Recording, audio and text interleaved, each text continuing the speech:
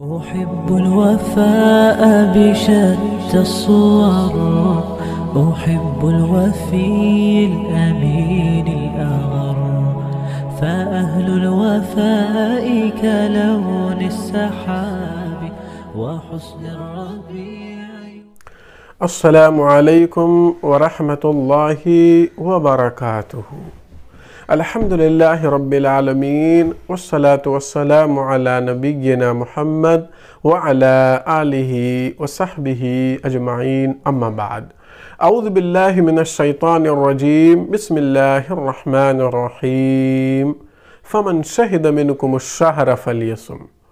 محترم ناظرین، ابھی میں نے آپ کے سامنے سورہ بقرہ کی بڑی مشہور آیت کریمہ تلاوت کی۔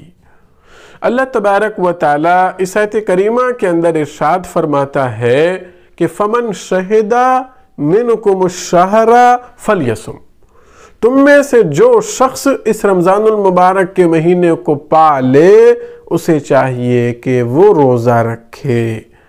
اسی طریقے سے ایک اور حدیث، ہم نے کئی بار وہ حدیث سنی ہوگی اور میں سمجھتا ہوں کہ لوگوں کو وہ حدیث یاد بھی ہوگی۔ اللہ کے رسول صلی اللہ علیہ وسلم نے ارشاد فرمایا، بنی الاسلام علی خمس شہادت ان لا الہ الا اللہ وان محمد رسول اللہ، اقام الصلاۃ وایتاء الزکاۃ وصوم رمضان وتحج البیت ان استطاعت الیہ سبیلا۔ اللہ کے رسول صلی اللہ علیہ وسلم نے ارشاد فرمایا، اسلام کی بنیاد 5 چیزوں پر ہے۔ اس بات کی گواہی دینا کہ اللہ تبارک و تعالیٰ کے علاوہ کوئی معبود نہیں، محمد صلی اللہ علیہ وسلم اللہ کے رسول ہیں، نماز قائم کرنا، زکوٰۃ ادا کرنا، رمضان کے روزے رکھنا، اور جب استطاعت ہو تو حج کرنا۔ تو معلوم ہوا رمضان المبارک کے روزے بھی ہر عاقل بالغ مرد عورت پر فرض ہیں۔ جو شخص رمضان المبارک کے روزوں کی فرضیت کا انکار کرے وہ شخص کافر ہے، اور جو شخص اس کی فرضیت کو تو تسلیم کرے مگر سستی اور کاہلی کی بنا پہ رمضان کے روزے نہ رکھے تو ایسا شخص گناہ گار ہے، اور وہ بھی کیا ہے، اس کے لیے قرآن و حدیث میں سخت وعیدیں آئی ہیں۔ ہم دیکھیں گے ہمارے معاشرے میں کتنے سارے نوجوان ہیں، رمضان المبارک کا مہینہ آ جاتا ہے وہ خوب کھاتے پیتے ہیں، ہوٹلوں میں ہوٹل توڑتے ہوئے نظر آتے ہیں، غیر مسلموں کے ساتھ ان کی دوستی ہے، ان کے ساتھ وہ کھا پی رہے ہوتے ہیں، اور اس مہینے کی عظمت کو وہ پامال کرتے ہیں۔ اور یہاں تک کہ تعجب ہوتا ہے، جو گھر کی خواتین ہیں، چاہے مائیں ہوں بہنیں ہوں، وہ اس نوجوان کے لیے کیا کرتی ہیں، کھانا بھی مہیا کرتی ہیں رمضان کے مہینے میں۔ ان کو شرم آنا چاہیے، اللہ کے عذاب سے ڈرنا چاہیے۔ وہ نوجوان جو روزہ نہیں رکھتے، وہ نوجوان جو رمضان المبارک کے مہینے کو اہمیت نہیں دیتے، اللہ تبارک و تعالیٰ سے ڈرنا چاہیے۔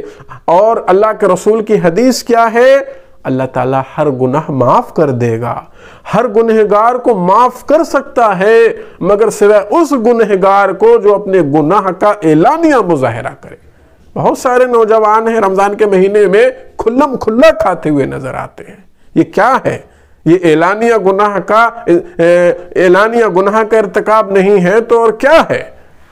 اور افسوس کی بات یہ ہے، کتنے سارے نوجوان ایسے ہیں، رمضان ادھر آیا ادھر چلا گیا، ادھر آیا ادھر چلا، کئی سال گزر جاتے ہیں مگر اس بندے کو پتہ ہی نہیں رہتا یہ رمضان کب آیا کب چلا گیا، یعنی کوئی روزوں کی اس کے پاس حیثیت نہیں، روزوں کا اس کے لیے کوئی مقام نہیں۔ کیا بنے گا ایسے لوگوں کا؟ آؤ میں آپ کو ایک حدیث سناتا ہوں، آپ اندازہ لگائیں کتنا سخت گناہ ہے اور اس کی سزا اللہ کے رسول کو دنیا میں دکھائی۔